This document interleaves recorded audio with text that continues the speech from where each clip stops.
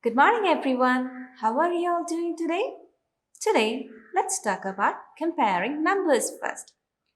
To discuss the difference between the value of two numbers, measurements, or quantities, we use the greater than symbol, less than symbol, or equal to symbols. Let's see some examples for the greater than symbol. In the first example, the size of the first figure is greater than that of the second. In the second example, the first quantity is more than the second or greater than the second. In the third and fourth examples, the value of the first calculation is greater than the value of the second calculation. Let's see a few examples for the less than symbol. In the first example, the size of the first figure is less than that of the second figure. In the second example, the first quantity is less than the second quantity. In the third and fourth examples, the value of the calculation is less than that of the value of the calculation on the right. The greater than symbol or the less than symbol will always open to the greater number.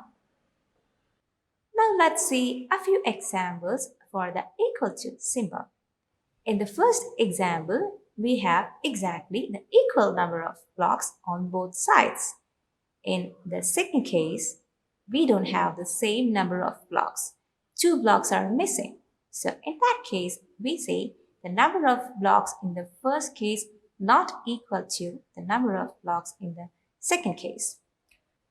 In the second set of example, the value of the addition equals 6, and so we read that as 3 plus 3 equal to 6, and 3 plus 3 not equal to 7.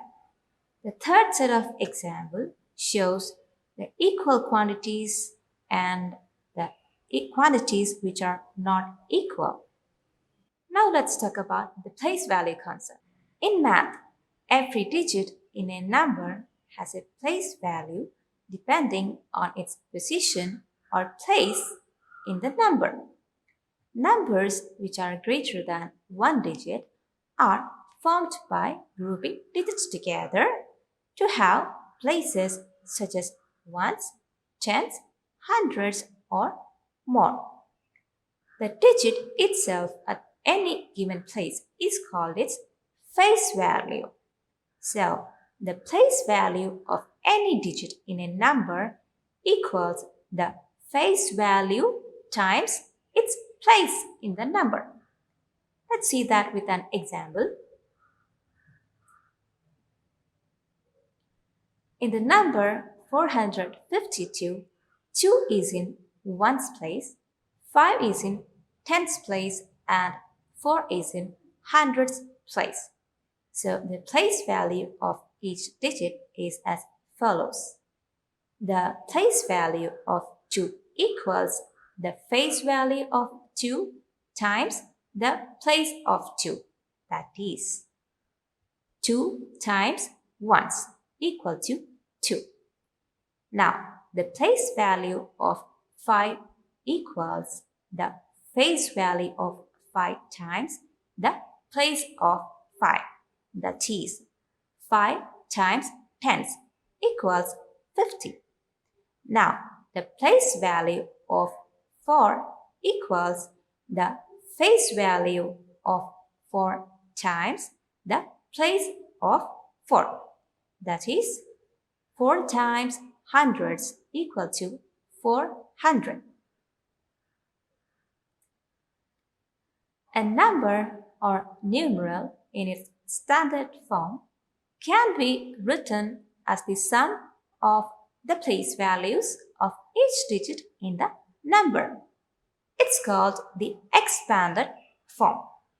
For example, in the number 201, it has the place values 200, 0 tens, and 1 ones.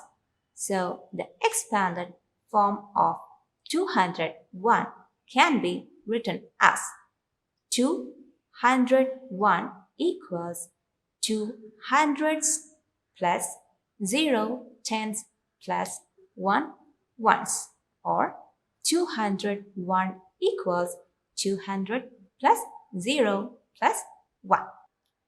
Now let's talk about some shapes.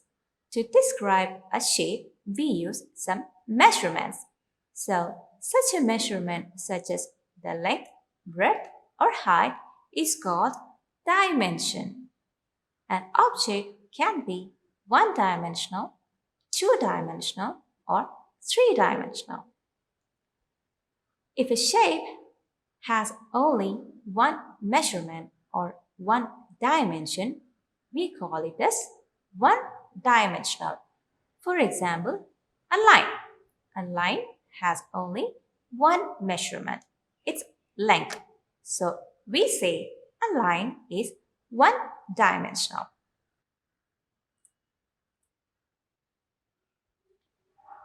If there are two dimensions, such as the length and width, we say it's a two-dimensional shape or figure. For example, the rectangle. The rectangle has two dimensions, one length, which is the longest side, and one width, which is the shortest side.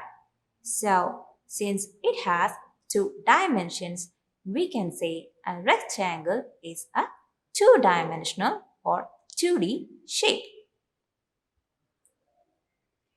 Here are a few more examples for 2D shapes. If there are three dimensions, such as the length, width, and height, we say it's a three-dimensional shape or object. Three-dimensional shapes or objects are solid figures that have a thickness or depth. They occupy some space. Three-dimensional solids will have a face, an edge, and a vertex. The face of a 3D solid is the surface of the solid that we see when you look at it. Where two or more faces meet, we see a line segment. It's called an edge. And where two or more edges meet, we see a corner point. That corner point is called a vertex. The plural of vertex is vertices.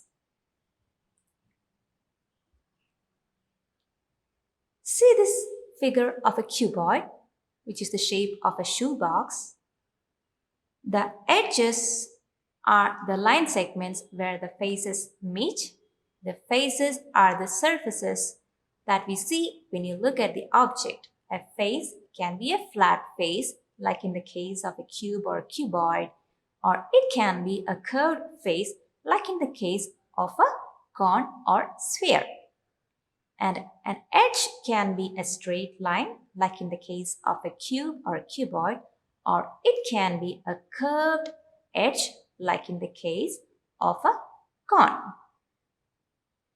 Where two or more edges meet, we can say the vertices. Here are a few more examples for 3D shapes. So, today we saw comparing numbers, the place value concept, and two-dimensional and three-dimensional shapes. I hope the concepts are clear to you. So, as a homework, please revise the multiplication tables of 4 and 5.